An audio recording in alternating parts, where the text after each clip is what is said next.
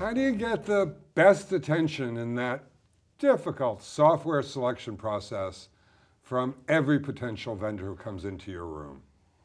Hello, I'm Bill Kudik, and that's the really important question we're addressing on this edition of Firing Line with our guest, Stefan Scholl, co-president of Infor. He's a senior member of the team that has radically transformed Infor, which was once an aggregator of other software companies past their technology prime and is now an aggressive innovator. He also runs sales and consulting there. Stefan, a pleasure to have you on Firing Line. Thanks for joining us. Bill, pleasure to be here. Thank you. Before we get down to helping HR people in the sales process, and thank you very much for offering to do that, I understand you had some pretty traumatic things happen to you when you were a teenager. Tell us about that. My father came from Switzerland to Canada and built up a pretty major health food company. Unfortunately, by the time I was about 16, he called the family in and said, we're bankrupt, and both personally and professionally. And so we were left to our own devices. Pretty terrifying to have to go out on your own and try and find work while you're going to school. So I delivered bread and bakery goods early in the morning. And it set the tone, having to provide for your mom and your younger brother. It set the tone for the rest of my career around just the passion and intensity and the belief that you really can do anything if you put your mind to it. Well, hard work sometimes does get rewarded. You and CEO Charles Phillips, to me at least, really signaled the reinvention of Infor when I think it was your very first acquisition, right, was to buy a modern HCM company, Lawson. Now, you had experience with HCM. You had sold it for PeopleSoft, 15, 20 years ago? That's right. And now suddenly you're CEO of Lawson for a year. Right. What did you learn about HR there? Well, HR, number one challenge was alignment and engagement of the employee base. Of course. Getting everybody to believe that the path we're on is one of exciting innovation and growth. Best part is we were able to do that so that in the first year, we had the best and most successful year in Lawson's history, and it set the tone for the future of the company. That's very important, particularly since you still have 6,000 people reporting to you in sales and consulting, and many of them are selling every day. Right. And it's often been said that, HR is at such a disadvantage since they're buying every 3 year, 5 or 10 years, your people are selling every day. Let's level that playing field a little bit, okay? Tell us your best do's and don'ts for prospects to get the best out of your people and out of the process. The most successful stories and engagements with customers is when they involve the vendor in a discovery process.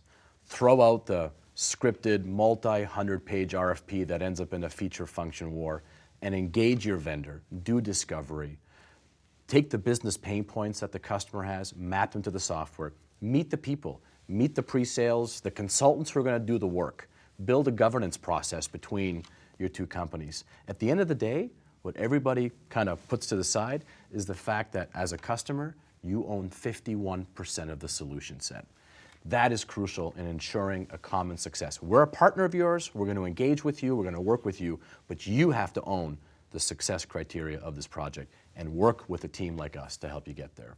Good advice. You've got 75,000 clients, a lot of whom you inherited, running on some very old software systems, some on mainframes. But hey, IBM still runs its payroll on a 1985 Tesseract mainframe, though they claim that will be ending soon. You, like every other major enterprise vendor, have created a whole new suite of cloud applications. You're trying to move your customers to adopt them. How's that going?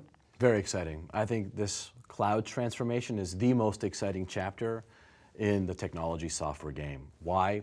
Customers are moving at the fastest pace ever. It's truly a global economy out there. And when I look at a company like Boskalis in Holland, here's a $3 billion company, engineering mindset, who took our applications and are running them in the cloud because to win major contracts like the widening of the Suez Canal. Oh, that's not a major contract, that's a just huge widening contract. the Suez Canal? Right.